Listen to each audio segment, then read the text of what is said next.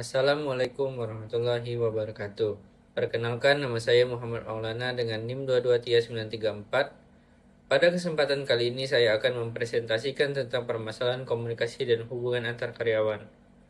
Menurut beberapa pendapat, permasalahan komunikasi dan hubungan antar karyawan yang memiliki kelompok masing-masing seringkali dipengaruhi oleh beberapa faktor. Beberapa faktor yang dapat menyebabkan terjadinya masalah tersebut ialah: satu, kompetisi dan rivalitas. Dalam beberapa organisasi, karyawan mungkin terbagi ke dalam kelompok-kelompok yang saling bersaing untuk mendapatkan penghargaan, promosi, atau pengakuan. Kompetisi yang tidak sehat dapat menyebabkan ketegangan dan mempengaruhi hubungan antar karyawan. Yang kedua, kekurangan komunikasi terbuka. Kurangnya komunikasi yang terbuka dan transparan antara kelompok-kelompok karyawan dapat menyebabkan munculnya kesalahpahaman dan gosip. Informasi yang tidak akurat dan kurangnya komunikasi dapat memperburuk situasi. Yang ketiga, kepemimpinan yang kurang efektif.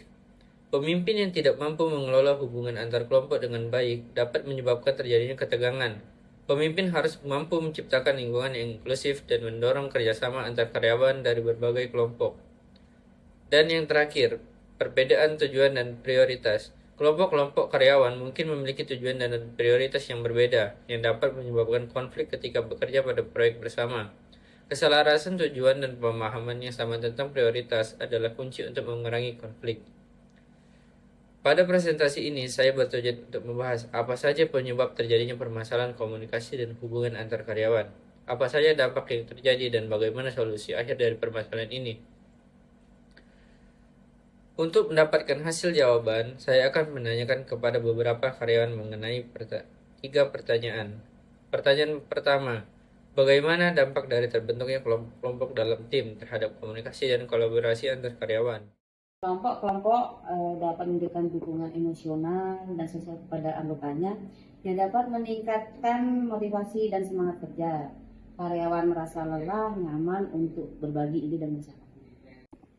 Itu ketika karyawan bekerja dalam kelompok, mereka dapat membangun kepercayaan satu sama lain, sehingga kelancaran komunikasi dan meningkatkan kolaborasi, karena anggota kelompok merasa lebih aman untuk mengungkapkan pendapat mereka. Jika kelompok-kelompok terlalu terpisah, hal ini dapat menyebabkan silo informasi, di mana informasi hanya dibagikan dalam kelompok tertentu. Ini dapat menghambat kolaborasi antar kelompok dan mengurangi efisiensi kerja. Salah satu munculnya kelompok-kelompok dalam suatu organisasi itu biasanya disebabkan oleh mungkin dari perbedaan pendapat antara mereka atau beda-beda tujuan visi. Nah, itu apabila tidak disikapi oleh pimpinan untuk menjadi penengah atau menetralisir atas perbedaan tujuan itu bisa jadi pemicu kedepannya akan menjadi pemicu bagi mereka yang pada dasarnya sudah beda pendapat dan beda tujuan. Itu kan terus terpelihara hingga terbentuk kelompok-kelompok yang mungkin akan menyebabkan timbulnya kompakan, persamaan antara mereka dan suatu organisasi, dan itu akan berbahaya bagi suatu organisasi perusahaan tersebut. Yang kedua, apa saja penyebab terjadinya kelompok-kelompok antar karyawan? Kesamaan minat atau tujuan, yaitu karyawan yang memiliki minat atau tujuan yang sama cenderung berkumpul dan membentuk kelompok. Lingkungan kerja atau budaya organisasi yang mendukung pembentukan kelompok informal dapat mendorong karyawan untuk berkumpul. Salah satunya pengalaman bersama karyawan yang telah bekerja sama dalam proyek yang sama atau memiliki pengalaman serupa, seringkali membentuk ikatan yang kuat. Salah satunya yaitu pengalaman bersama. Karyawan yang telah bekerja sama dalam proyek yang sama atau memiliki pengalaman serupa seringkali membentuk ikatan yang kuat.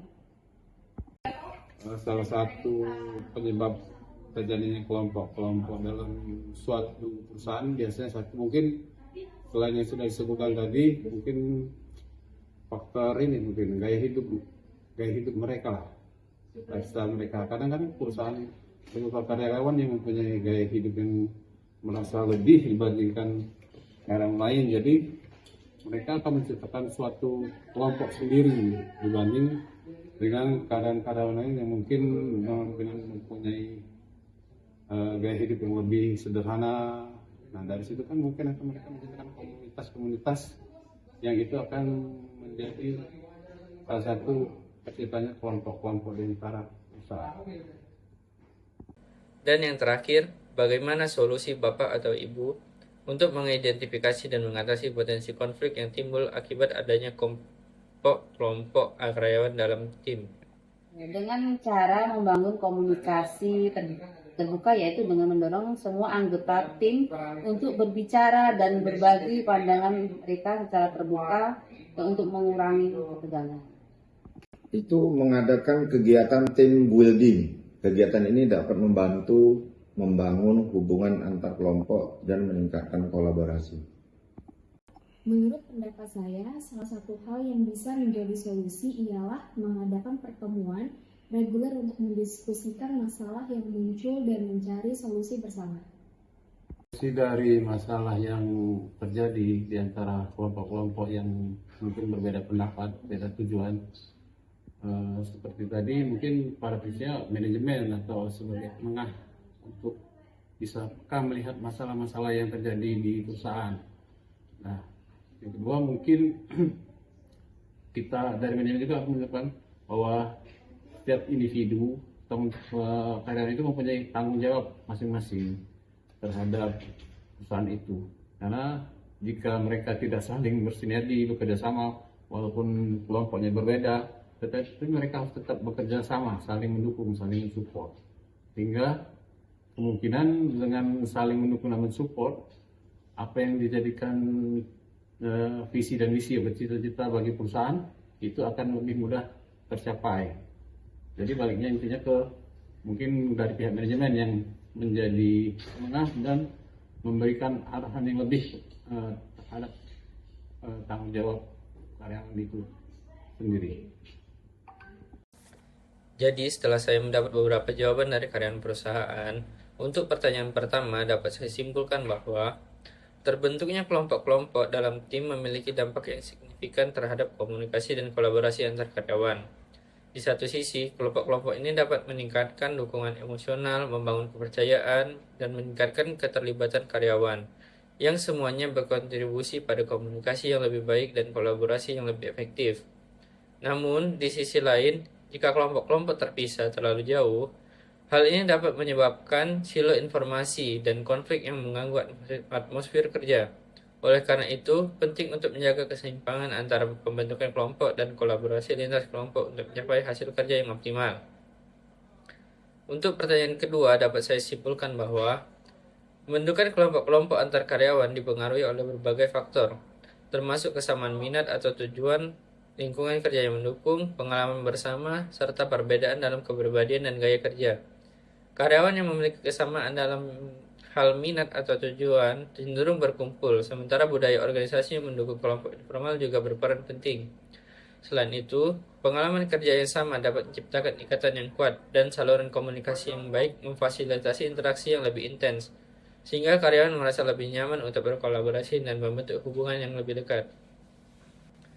Untuk pertanyaan terakhir, dapat saya simpulkan bahwa untuk mengidentifikasi dan mengatasi potensi konflik yang muncul akibat adanya kelompok-kelompok karyawan dalam tim, beberapa solusi yang dapat diterapkan meliputi membangun komunikasi terbuka agar semua anggota tim merasa nyaman untuk berbagi pandangan, mengadakan kegiatan team building untuk meningkatkan hubungan antar kelompok, serta mengadakan pertemuan reguler untuk mendiskusi masalah dan mencari solusi bersama. Selain itu, memastikan setiap anggota memahami peran dan tanggung jawab mereka juga penting untuk mengurangi kebingungan yang dapat menyebabkan konflik. Terakhir, melibatkan mediator atau fasilitator yang netral dapat membantu memfasilitasi diskusi dan menjaga komunikasi tetap produktif, sehingga konflik dapat diatasi dengan cara yang konstruktif. Semoga dari video ini kita dapat meningkatkan kesadaran akan pentingnya komunikasi yang efektif dalam lingkungan kerja serta membantu mengidentifikasi dan mengatasi hambatan komunikasi. Dengan memperlihatkan contoh konkret dari situasi nyata, semoga kita bisa mendapatkan wawasan tentang bagaimana membangun hubungan kerja yang lebih baik dan meningkatkan kerjasama antar karyawan. Dengan demikian, saya berharap video mengenai masalah komunikasi dan hubungan antar karyawan ini dapat menjadi alat yang efektif untuk meningkatkan produktivitas dan harmoni di tempat kerja. Demikian video dari saya ucapkan terima kasih. Assalamualaikum warahmatullahi wabarakatuh.